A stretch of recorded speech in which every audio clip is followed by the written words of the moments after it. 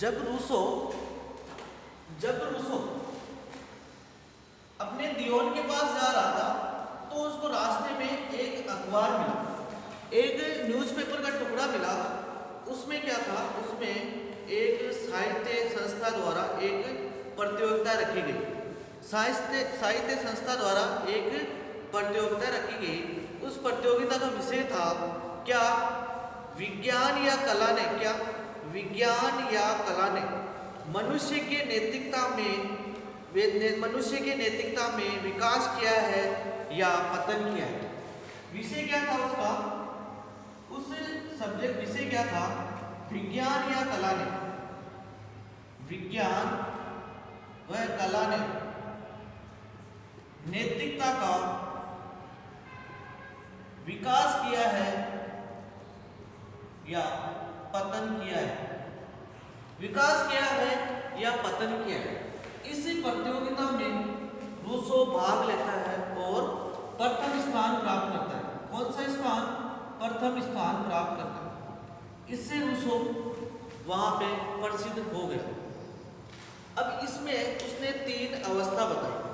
कौन कौन सी 3 अवस्था बताई। 3 अवस्था में जो प्राकृतिक अवस्था थी, प्राकृतिक अवस्था की 3 अवस्था बताई। रूसो ने 3 अवस्था बताई जो हमने लास्ट क्लास में पढ़ चुके हैं। अब रूसो के प्रमुख विचार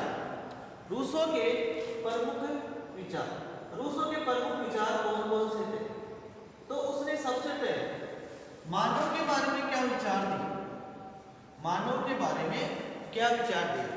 अगर ये समझ में आ जाएगा तो रूसो का सामाजिक समझौते का सिद्धांत वो भी समझ में आ जाएगा। तो मानव के बारे में क्या विचार दिए। उसने कहा मनुष्य 2 प्रकार के होते हैं। एक तो वो खुद के बारे में सोचे, एक तो स्वयं के बारे में सोचे, अर्थात सेल्फिस्ट के लोग। एक तो खुद के बारे में सोचे और दूसरा, एक तो खुद के बारे में सोचे, एक है दूसरे के कल्याण के बारे में सोचे।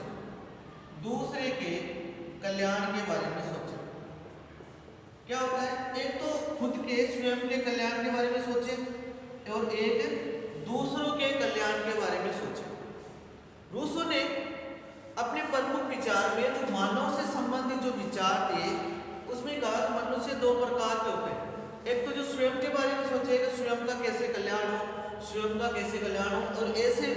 और ऐसे इंसान या ऐसे मानव जो दूसरे के कल्याण के बारे में सोचे। इसमें क्या होता है, इसमें रूसो ने इसको दानव कहा। क्या कहा, दानव। और जो दूसरों के बारे में सोचे उनको क्या कहा, उनको कहा देवता। क्या कहा, देवता कहा। ये क्या लोग होते हैं, ये लोग स्वार्थ पे आधारित होते हैं। खुद के बारे में सोचते हैं वो क्या होते हैं, स्वार्थी होते हैं, स्वार्थ पर आधारित होते हैं। क्या होते हैं, स्वार्थ। और जो दूसरों के बारे में सोचे वो क्या होते हैं, परमार्थ के बारे में। तो रूसो कहते हैं मनुष्य में 2 प्रवृत्ति पाई जाती है। क्या, 2 प्रवृत्ति पाई जाती है। और ये क्या होता है, जब मनुष्य खुद के बारे में सोचे तो स्वार्थी हो जाता है और दूसरों के बारे में सोचे तो परमार्थ हो जाता है। लेकिन अगर ये स्वार्थी मनुष्य अगर किसी बाह्य वातावरण के संपर्क में आ जाता है, दूसरों के संपर्क में आ जाता है, बाह्य वातावरण के संपर्क में आ जाता है, तो क्या होता है, तो इससे क्या होता है, उसके अंदर कुछ विचार जागते हैं। क्या जागते हैं, विचार जागते हैं। और ये क्या होते हैं, अंतःकरण से, खुद के स्वयं के अंदर से विचार जागते हैं। तब क्या मनुष्य का दिमाग या विवेक काम करने लग जाता है। और ये जब विवेक काम करने लग जाता है तो मनुष्य जो स्वार्थी है वो हट के परमार्थ बन जाता है। तो जो ये विचार दिए थे ये कौन सी पुस्तक में दिए थे, जो प्रमुख विचार है उसमें मानव से संबंधित जो विचार दिए थे, ये प्रसिद्ध पुस्तक है ईमाइल। क्या नाम है, ईमाइल। इस ईमाइल पुस्तक में रूसो ने मनुष्य के बारे में विचार दिए थे। ये क्या होता है, ये जो विचार होते हैं, आत्म प्रेम की भावना होती है, खुद से बात करनी, खुद का कल्याण के लिए, ये देवता दानव का माना है, और जो दूसरे के कल्याण की बात करें इसको देवता माना है। तो इसके साथ ही कहता है कि अगर मनुष्य में विवेक आ जाए तो क्या हो जाएगा, वो दूसरों के कल्याण के बारे में सोचने लग जाएगा। वो क्या करने लग जाएगा, दूसरों के बारे में सोचने लग जाएगा। इसके बाद रूसो ने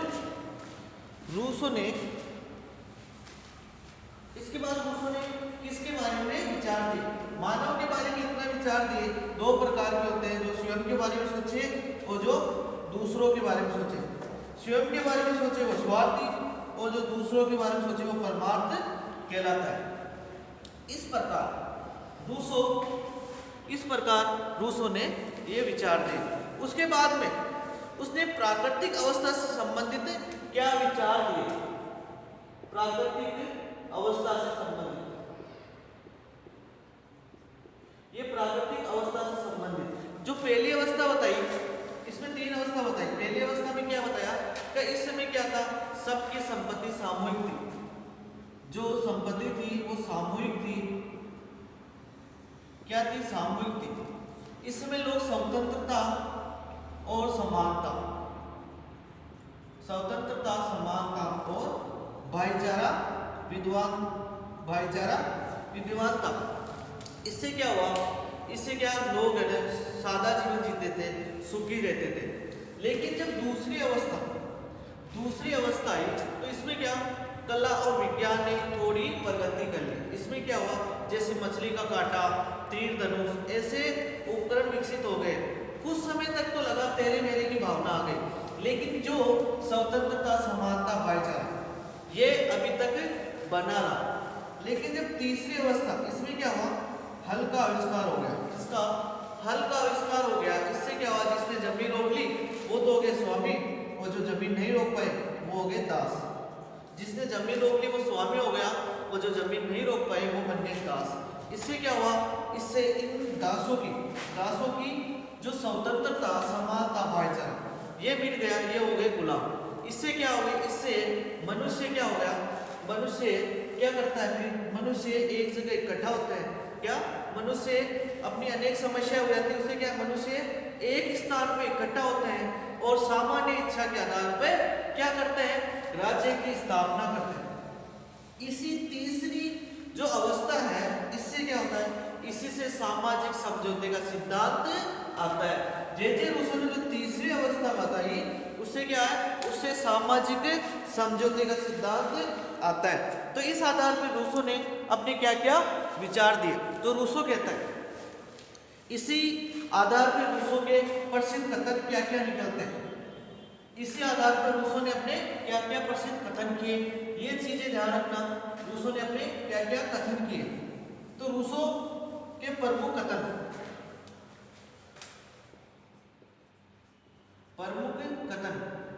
एग्जाम में यहाँ से पूछा जा सकता है कि ये कथन किसका है। तो रूसो का कहता है कि मनुष्य क्या है, स्वतंत्र जन्म लेता है। क्या, मनुष्य स्वतंत्र जन्म लेता है, लेकिन आज वह सभी जगह जंजीरों से जकड़ा हुआ है। मनुष्य क्या है, स्वतंत्र जन्म लेता है, मनुष्य स्वतंत्र जन्म लेता है,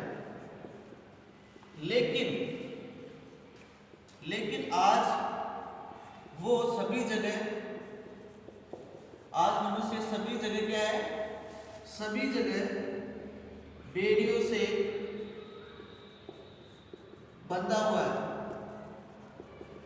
तो ये आ जाए एग्जाम में, ये कथन किसका है, तो याद रखना ये कथन रूसो का है। उसके बाद में रूसो का प्रसिद्ध नारा है, प्रगति की ओर लौटो। कौन सा नारा है, प्रगति की ओर लौटो। यहां से भी क्वेश्चन बन चुका है, ये प्रसिद्ध नारा किसका है, प्रगति की ओर लौटो। तो ये है रूसो का। अब रूसो ने ये कथन तो दिए, अब सामाजिक समझौते का जो विचार है उससे क्या बना, वो समझौते का सिद्धांत क्या हुआ।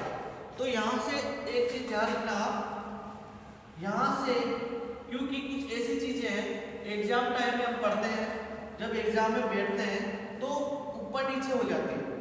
तो सामाजिक समझौते का जो सिद्धांत दिया वो अपने सिलेबस के अकॉर्डिंग हॉब्स, लॉक, रूसो और भी लोगों ने दिया, लेकिन अपने सिलेबस में ये Hobbes, Locke, Rousseau, Hobbes, Locke, Rousseau, इन तीनों ने अपने सिलेबस में इन तीनों के सामाजिक समझौता, सामाजिक समझौता इसके बारे में पूछेंगे कि सामाजिक समझौते के सिद्धांत के बारे में तीनों के विचार पूछे जा सकते हैं, तीनों की तुलना की जा सकती है। तो सबसे पहले जो सामाजिक समझौता है इसका इंग्लिश में इसे क्या कहते हैं, इसे इंग्लिश में क्या कहते हैं, सामाजिक समझौते को, इसे कहते हैं सोशल कॉन्ट्रैक्ट। ये क्यों बता रहा हूं मैं, क्योंकि एग्जाम में बुक्स का नाम भी पूछा जा सकता है, बुक्स का नाम भी पूछा जा सकता है। तो सिद्धांत किसने दिए, हॉब्स ने भी दिया, लॉक ने भी दिया, रूसो ने भी दिया, तीनों ने सामाजिक समझौते का सिद्धांत दिया। अब सामाजिक समझौते को इंग्लिश में कहते हैं सोशल कॉन्ट्रैक्ट। क्या कहते हैं, सोशल कॉन्ट्रैक्ट। अब ये इस नाम की पुस्तक किसने लिखी, इस नाम की पुस्तक किसने लिखी, एक उसका नाम तो मैं ये भी बता दूंगा, इस नाम की पुस्तक किसने लिखी, इस नाम की पुस्तक लिखी जे रूसो ने। तो जे रूसो की फेमस पुस्तक, इसका नाम है सोशल कॉन्ट्रैक्ट। इंग्लिश में ही लिखना, क्योंकि सामाजिक समझौता इन तीनों ने सिद्धांत दिए थे, लेकिन सोशल कॉन्ट्रैक्ट नामक पुस्तक किसने लिखी, नामक पुस्तक लिखी जे रूसो ने। सिद्धांत तो तीनों ने दिए, लेकिन इस नाम से पुस्तक किसने लिखी, इस नाम से पुस्तक लिखी जे रूसो ने। इसके बाद जे रूसो ने इसमें क्या विचार दिए, जे रूसो ने इसमें क्या विचार दिए, ये चीज ध्यान रखना, इस नामक पुस्तक किसने लिखी। अब सामाजिक समझौते में रूसो के विचार, क्या विचार देता है, सामाजिक समझौते में रूसो क्या विचार देता है। तो इसमें जो अपनी पुस्तक है सोशल कॉन्ट्रैक्ट में ये विचार देता है कि मनुष्य प्राकृतिक अवस्था और मानव की जो प्रकृति है उसके आधार पर सामाजिक समझौते की व्याख्या करता है। हमने मनुष्य की जो मानव की प्रकृति है और प्राकृतिक अवस्था है, इन दोनों के बारे में पढ़ा, इन दोनों से ही रूसो ने क्या दिया, सामाजिक समझौते की व्याख्या की।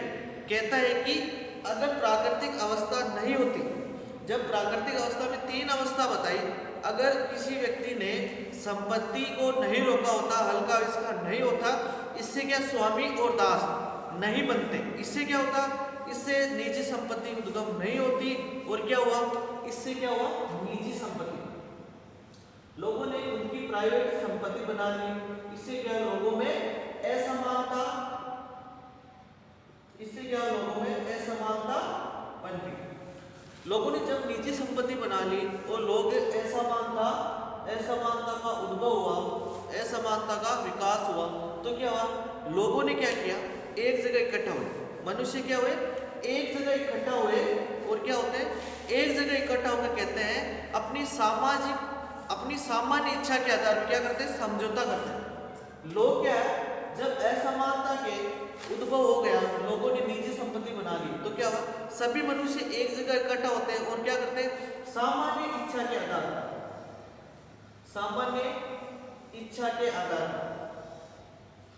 क्या करते हैं, एक जगह इकट्ठा होते हैं और क्या करते हैं, राज्य की स्थापना करते हैं।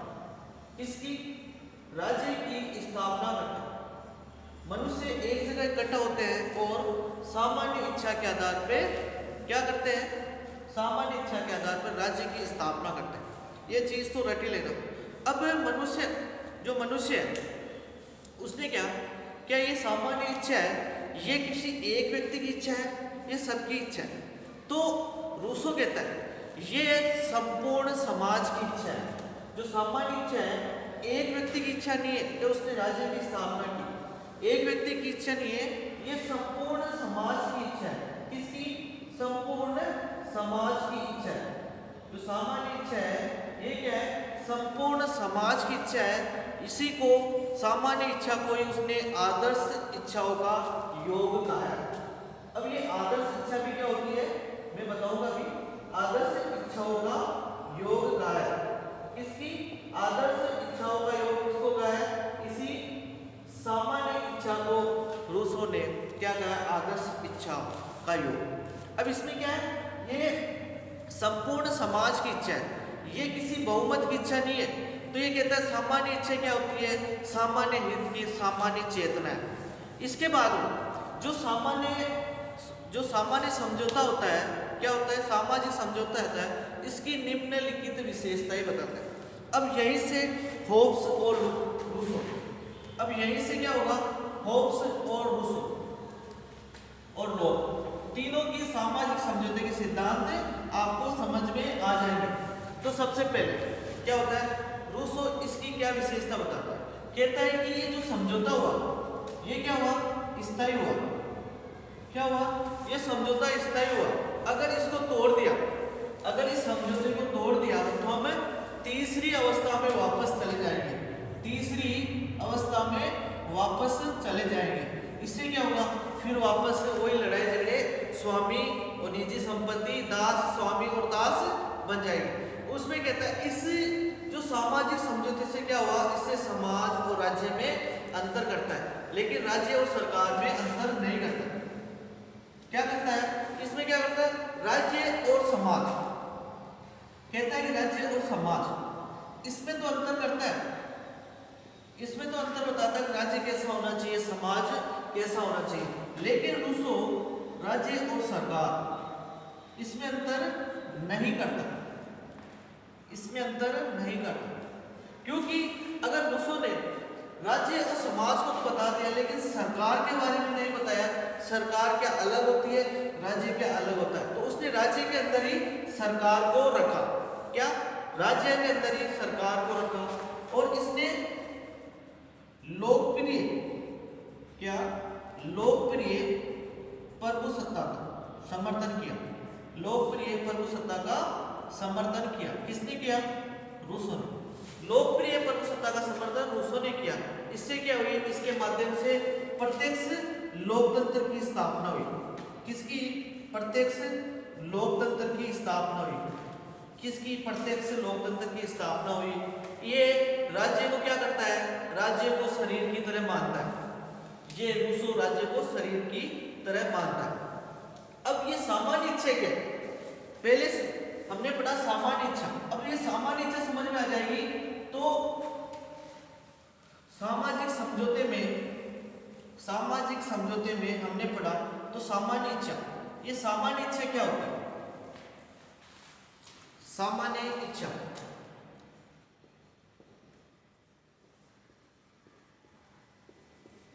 रूसो ने सामान्य इच्छा के बारे में क्या बताया। रूसो कहता है जिस प्रकार मनुष्य क्या है, एक तो होता है स्वार्थी, मनुष्य क्या होता है, एक होता है स्वार्थी और एक होता है परमार्थ। दो होते हैं मनुष्य में, हर मनुष्य में दो होता है, जो स्वयं के बारे में सोचे, स्वयं के कल्याण के बारे में सोचे वो स्वार्थी, जो दूसरों के कल्याण के बारे में सोचे वो परमार्थ। तो जो सामान्य इच्छा है इसको मनुष्य के आधार पर बांटा कि जिस प्रकार मनुष्य में दो इच्छाएं होती है, खुद के बारे में सोचे और दूसरों के बारे में सोचे। जो खुद के बारे में सोचा है उसको तो कहा यथार्थ इच्छा। क्या कहा, यथार्थ इच्छा। जो खुद के बारे में सोचे उसे तो कहा यथार्थ इच्छा, लेकिन अगर जो दूसरों के बारे में सोचे उसे कहा आदर्श इच्छा। क्या कहा, आदर्श इच्छा। जो सेल्फिश होते हैं, जो स्वयं के बारे में सोचे उसे यथार्थ, जो दूसरों के बारे में सोचे उसे कहा है आदर्श इच्छा। क्या कहा है, उसे आदर्श इच्छा का। तो कहता है तो ये रूसो यही से क्वेश्चन बनेगा कि सामान्य इच्छा किसका योग है, इस स्वार्थ इच्छा का नहीं है, इस यथार्थ इच्छा का नहीं है, ये आदर्श इच्छाओं का योग है। क्योंकि इसको राजनीति से जोड़ा। उसने कहा कि अगर ये आदर्श इच्छा, इन सभी आदर्श इच्छाओं का योग ही क्या है, यही सामान्य इच्छा का योग है। इसी से ही सबका विकास होगा। इससे क्या होगा, इससे सबका साथ सबका विकास पर बल देता है। इससे क्या होगा, इससे सबका साथ सबका विकास, सबका साथ और सबका विकास, इस पे बल देता है। सबका साथ और सबका विकास इस पे बल देता है और कहता है कि इसी सामान्य इच्छा की निम्नलिखित विशेषताएं बताता है। तो कौन कौन सी सामान्य इच्छा की विशेषताएं हैं, तो याद रखना इतना, ये यथार्थ इच्छा सामान्य इच्छा का योग नहीं है, सिर्फ आदर्श इच्छा ही सामान्य इच्छा का योग है। इसी से सबका साथ सबका विकास होगा। अगर यथार्थ इच्छा होगी, अगर ये यथार्थ इच्छा होगी, इसमें क्या होगा, इसमें इंसान मनुष्य क्या होगा, अपने बारे में सोचेगा, जनता के बारे में नहीं सोचेगा। इससे यथार्थ इच्छा से जनता का विकास नहीं होगा, आदर्श इच्छा से ही जनता का विकास होगा। अब है इसकी विशेषताएं, क्या इसकी विशेषताएं, कौन कौन सी विशेषताएं, कहता है कि ये सर्वोच्च है। क्या है, ये सर्वोच्च है, इससे ऊपर कोई नहीं है। जो सामान्य इच्छा है ये सर्वोच्च है, इससे ऊपर कोई नहीं है। राज्य में अगर आदर्श इच्छा ही होगी, ये सर्वोच्च है। और कहता है इसको विभाजित नहीं किया जा सकता, विभाजित नहीं किया जा सकता। जो सामान्य इच्छा है इसको विभाजित नहीं किया जा सकता है, अर्थात इसको तोड़ा नहीं जा सकता है और इसको किसी को दिया भी नहीं जा सकता। तो ये क्या है, अदेय, इसको दिया भी नहीं जा सकता। इससे क्या होगा, इससे लोगों को न्याय मिलेगा। ये क्या है, न्याय का स्रोत है, ये न्याय का स्रोत है, ये शक्ति का स्रोत भी है, शक्ति का स्रोत भी इसे ही कहा गया है, शक्ति का स्रोत भी इसे ही कहा गया है। और इससे क्या होता है, ये निरंकुश भी है। ये कुछ विशेषताएं हैं, कुछ विशेषताएं सामान्य इच्छा की। कहता है कि सर्वोच्च जो सामान्य इच्छा है यही सर्वोच्च है। इससे क्या होगा, इसको हम विभाजित नहीं किया जा सकते, इसको किसी को दिया भी नहीं जा सकता। ये अदेय है, ये न्याय का स्रोत भी है, ये शक्ति का स्रोत भी है और ये निरंकुश भी है। और अगली विशेषता बताता है, इससे क्या होगा, स्वतंत्रता, समानता, बंधुता की भावना विकसित होगी। क्या होगी, इससे स्वतंत्रता, समानता और बंधुता की भावना विकसित होगी। इससे क्या होगा, स्वतंत्रता, समानता और बंधुता की भावना विकसित होगी। और ये लोकप्रिय प्रभुसत्ता का भी समर्थन करता है। किसका, लोकप्रिय प्रभुसत्ता का भी समर्थन करता है। ये प्रत्यक्ष लोकतंत्र, किसका, प्रत्यक्ष लोकतंत्र का भी समर्थन करता है। तो इस प्रकार कुछ विशेषताएं सामान्य इच्छा की सर्वोच्च है, इसको विभाजित नहीं किया जा सकता है, इसको किसी को दिया भी नहीं जा सकता, ये न्याय का स्रोत है, ये शक्ति का स्रोत है और ये निरंकुश है। इसके बाद में स्वतंत्रता, समानता, बंधुता की बात करता है, ये लोकप्रिय प्रभुसत्ता की और प्रत्यक्ष लोकतंत्र की। तो इस प्रकार सामान्य इच्छा की कुछ विशेषता है, एग्जाम में पूछा जा सकता है कि क्या क्या विशेषताएं हैं सामान्य इच्छा की।